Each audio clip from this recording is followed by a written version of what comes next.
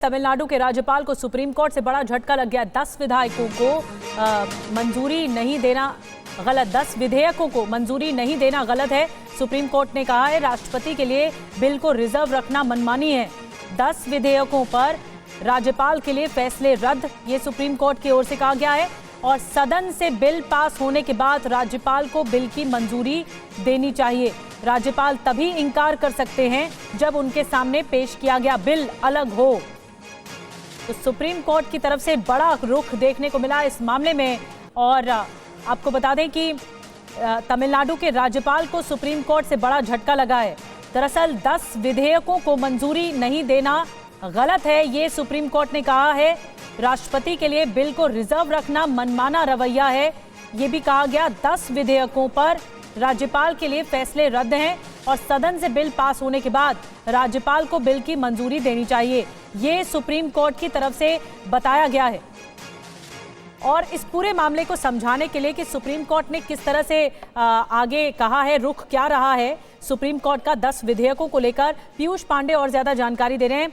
पीयूष, जो तमिलनाडु के राज्यपाल है उनके लिए ये टिप्पणी की गई है और एक बड़ा झटका है, ये पूरा मामला क्या है, इसे समझाइए। बिल्कुल निधि, देखिए जो राज्यपाल हैं तमिलनाडु के TN रवि को विधेयक भेजे गए थे 10, और वो विधेयक उन्होंने पहली बार वापस भेज दिए थे कैबिनेट को। और इसके बाद दोबारा जब वो विधेयक भेजे गए तो उन्होंने राष्ट्रपति को भेजने के लिए आरक्षित कर लिए। प्रक्रिया ये है कि पहली बार में वो राष्ट्रपति को भेज सकते हैं और सुप्रीम कोर्ट ने भी अपने फैसले में कहा है कि अगर ऐसा करना है तो 1 माह के भीतर उन्हें भेजना होगा।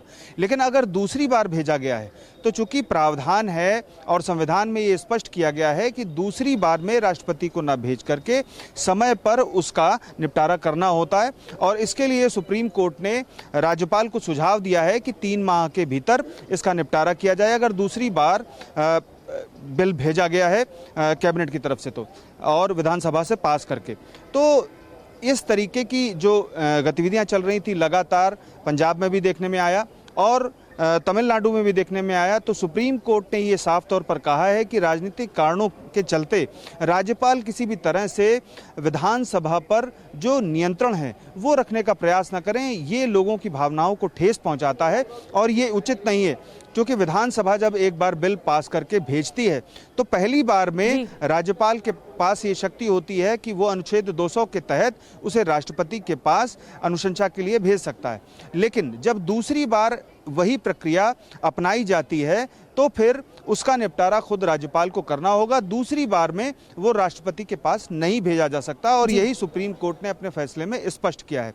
अब इस मामले में सुप्रीम कोर्ट ने साथ ही कई कड़ी टिप्पणियां की हैं जो राज्यपालों की ओर से लगातार जो प्रवृत्ति अपनाई जा रही थी कि राज्य की जो सरकार है और जो विधानसभा है, इस पूरे मामले पर सुप्रीम कोर्ट ने याद दिलाया है, इस प्रक्रिया के बारे में राज्यपाल को याद दिलाया, तमिलनाडु के राज्यपाल को, और कहा है कि ये आप प्रक्रिया का पालन करें। बहुत बहुत शुक्रिया आपका पीयूष, ये जानकारी देने के लिए।